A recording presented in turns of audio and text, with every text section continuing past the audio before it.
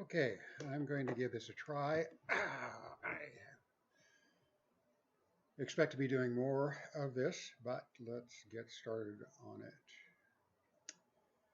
There are many things going on in many places where we're being encouraged by various groups, focus people, to separate ourselves from each other.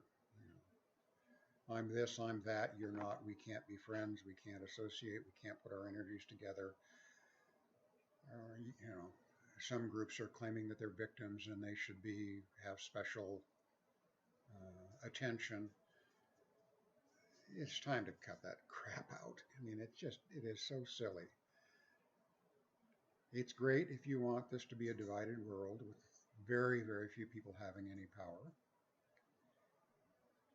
It's not at all useful if you want to have a world in which you're able to be who you want, be the person you feel within you really want to be.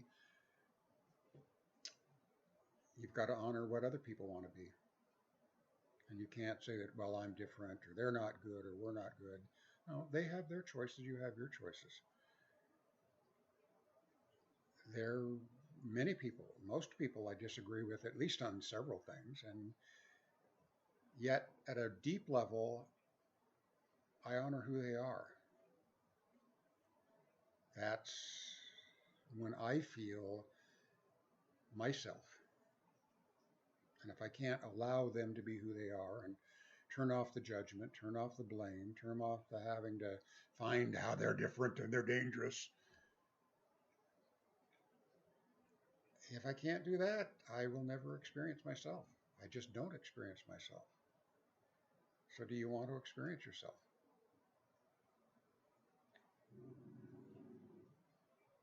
It's time that we start going much deeper.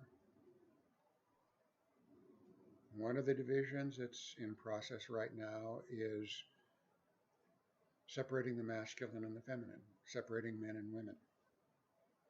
Men and women are very different. That's the reality of it. Our brains are wired differently. There are many biological and social differences that are very natural for us. And when we honor each other, when we first honor ourselves and then honor the other gender, we can create incredible things. One question I enjoy asking people is, well, tell me, describe the sacred masculine. I've heard lots and lots about the divine feminine, and I keep hearing about descriptions of it and this and that and the other thing. Tell me, what's your concept of the sacred masculine? Because it seems to me if we're going to create a sacred world, we're going to need both the divine feminine and the sacred masculine. It's just, it's going to create so much more for us. So, what is the sacred masculine? How do you recognize when a man is bringing up, or a woman, because a woman can access masculine just as much as feminine? It's natural, it's easy for a woman to bring forth the feminine. It's natural, easy for a man to bring forth the masculine.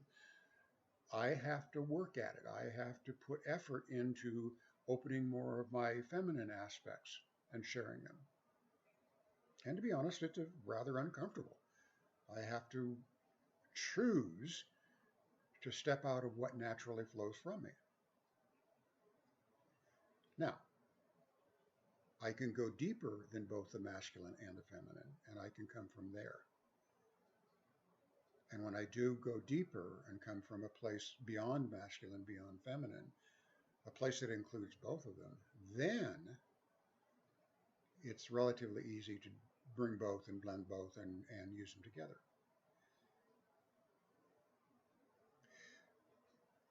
Our challenge is to honor both. Our challenge is most men and women that I know cannot describe the sacred masculine. Many of them are rather confused when I ask them, is there a sacred masculine? Well, I didn't realize that. Well, golly, yes. It's also very easy for the masculine to notice the divine feminine and be uncomfortable and label it as perverted feminine. It's very easy for women to be experiencing the sacred masculine and not recognize it and be very uncomfortable with it. And that's just the nature of life.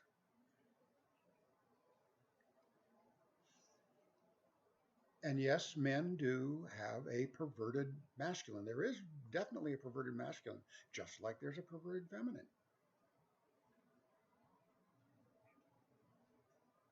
It's almost never that I'm using only masculine. It's almost never that I'm using totally sacred masculine. Allow it all to be there. Allow to come forth what works at the time.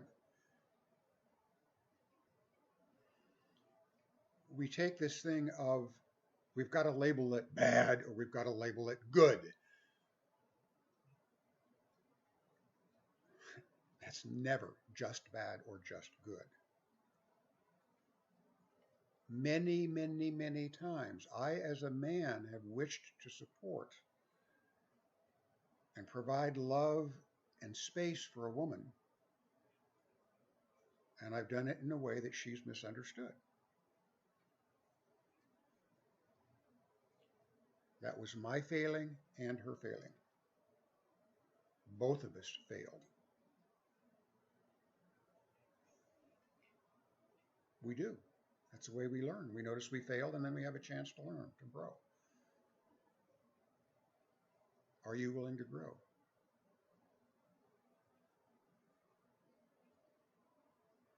There are times when I'm involved with women that are very much in the feminine, and it just frustrates me to no end. And I really have to work at allowing myself to relax and honor who they are and honor what they're doing. If I'm able to do that, I very quickly sense that they have no ill intent. They're being who and what they are.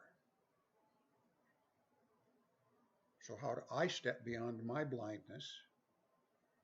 And can I let them know in a quiet way what I'm experiencing so that the two of us can come to a place where we're both able to understand each other? And think at this point how often you have heard the feminists say, that can't be. Men are bad. They're never good. One of the things that just tickles the hell out of me. The majority of feminists that I have dealt with run primarily perverted masculine energy. The very thing that they are complaining about, they bring forward as a dominant energy that they're engaging people with. Doesn't make much sense. And I know women who do a wonderful job of having both masculine and feminine available.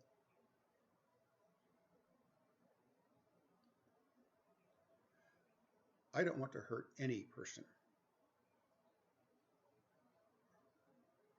It's not who I am. And I make mistakes. I don't understand what my limitations are where I'm not able to communicate accurately. And I make mistakes. And I'm very fortunate that the women that are in my life now trust me enough that they'll tolerate my mistakes and even sometimes laugh at them. And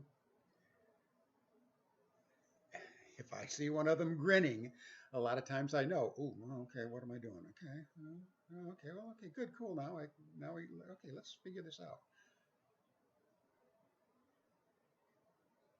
Gee, she's offering to work with me so that she and I can figure this out.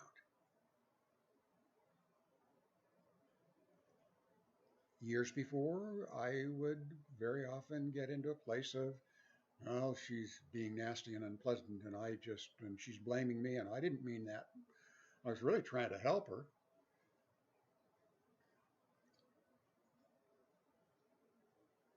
I would go there, and I wouldn't accept responsibility for what I might be able to do.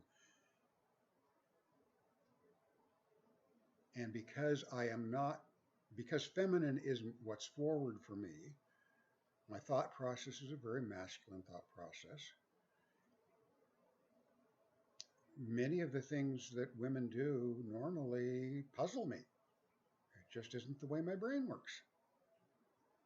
It's not right or wrong, actually. It's rather delightful when women have and do it differently, and I'm able to work with a woman, work with the feminine, and help things happen.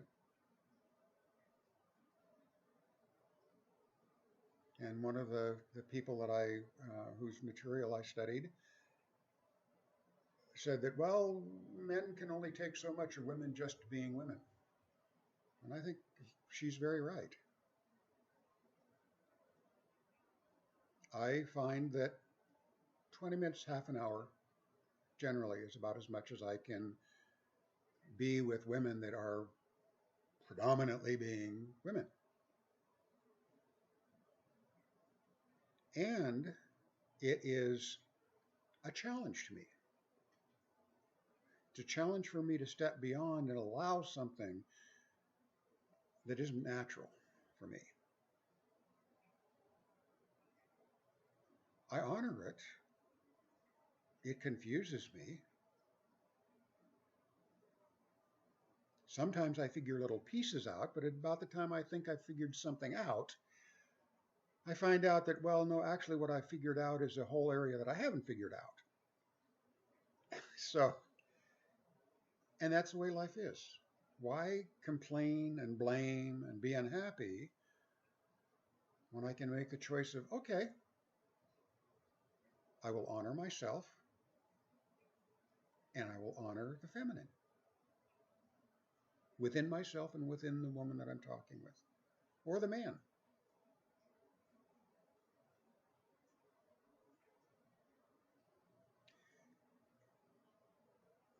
It requires that I honor myself first, that I'm honest with myself about my own limitations. That doesn't make me a bad person. That means that I have an opportunity to learn, to grow, to expand.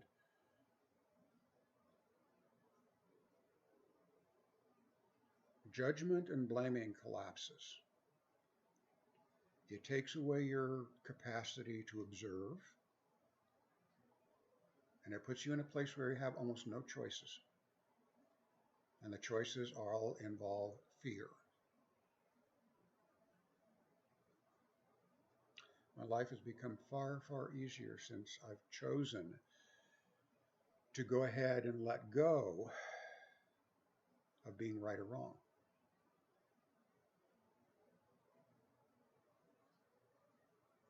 That I've decided that if I'm blaming somebody or blaming myself, judging somebody, judging myself, it shows that I've got an area that I don't understand, an area that's threatening to me. It's uncomfortable for me. Okay, so what?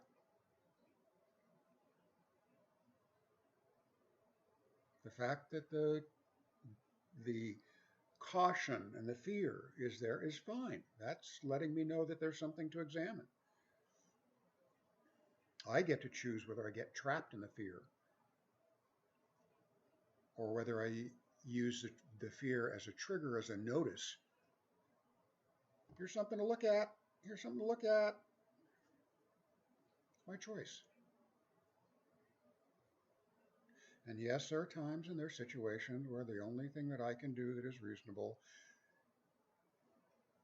is to leave.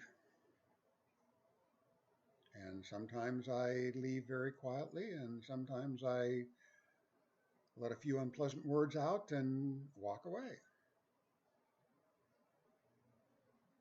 I do my best not to push my energy at the person, man or woman, and especially not if it's a child. But just, I can't do this anymore. I can't be the person I want to be, that's important to me to be in this situation with what I understand now. And I will separate myself.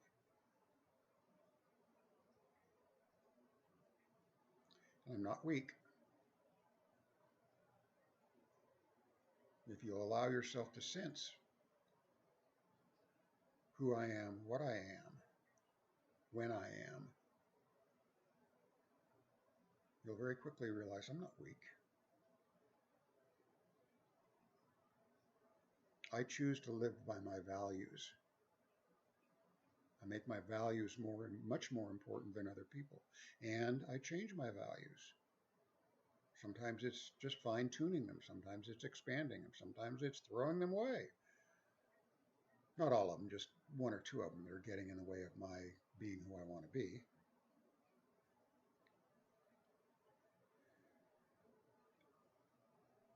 Trying to not be weak is a violation of my values. I choose not to try,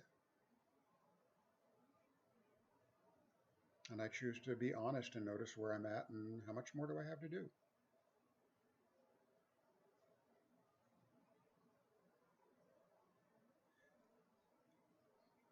It takes courage.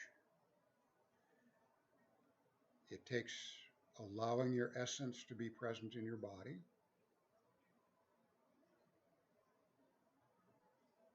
And it's not something that just happens all of a sudden and it's all done. It's a lifetime opportunity. And you don't have to do it. You can choose to live in fear. You can choose to see yourself as a weak and ineffective or punished or picked upon poor person. Or you can step back and say, okay, what is it I'm not seeing? What's the messages I haven't gotten that I haven't allowed myself to notice? I know it's not going to change overnight, but I'm going to make some steps at least once a week.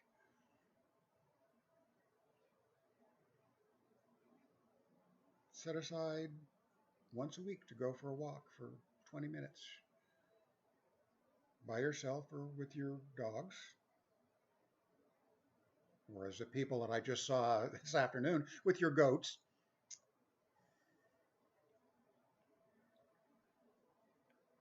Set that time aside simply to allow your inner wisdom to communicate with you and help you notice where your opportunities to improve are, to make your life better. Not somebody else's life, your life.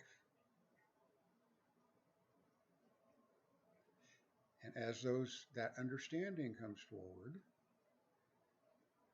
put on the list of things to pay attention to for the week.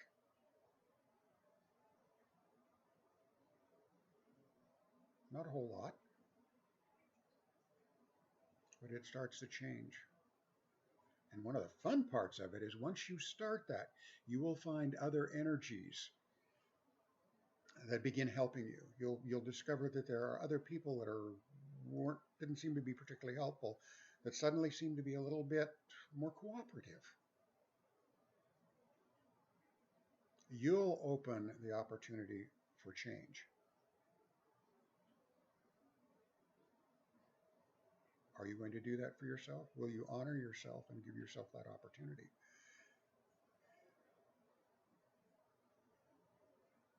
If you do what many people in society are currently encouraging us to do, no, you'll judge and blame other people to deal with it.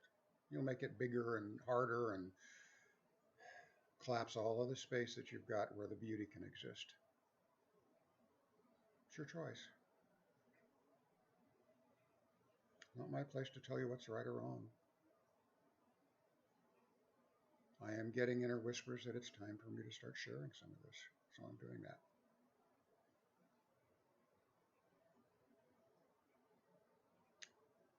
Thank you for listening. I'm very pleased that these are finally getting out. I've got a lot of learning to do in terms of how to make this all more polished, and I know the lighting's really weird and whatnot, but at this point I'm just supposed to do it.